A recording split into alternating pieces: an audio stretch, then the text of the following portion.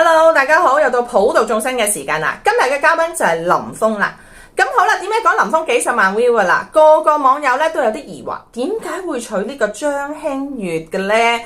林峰咁多前度咁靚女嘅女友，嗱，我哋從面上開始咧，同大家分析下咯。咁咧，林峰嘅前度女友咧有好多嘅緋聞，咁咧就有佘詩曼啊、楊怡啊、鐘嘉欣啊、吳千語啊。咁好啦，咁點解咁靚女佢唔會一齊係要娶呢個嘅咧？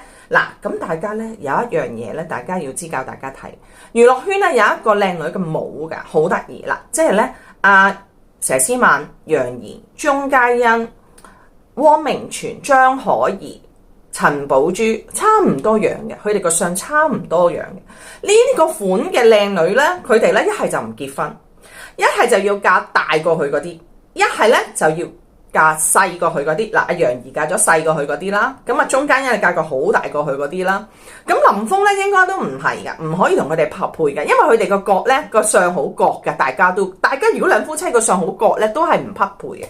咁好啦，吳千語係點解啦？嗱，吳千語咧喺中國人嘅傳統咧，唔中意比較太撩、太高、太瘦、太薄嘅女仔嘅，你明唔明啊？中意啲圓潤嘅。咁好啦，弟弟哥哥，咁你聽住點解張馨予會娶咧？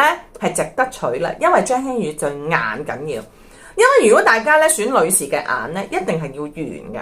如果你見到個女士隻眼好圓嗰啲咧，細細地好圓嗰啲咧，其實咧佢係咧好服從佢個老公，好服從佢啲仔女㗎。嗱，佢全部人咧都唔驚㗎，係一見佢老公同仔女咧都係服從嘅。所以你見阿張馨月咧會咁樣嘅咁樣，咁所以咧有啲人話唔得㗎，呢個唔係好人嚟㗎咁樣。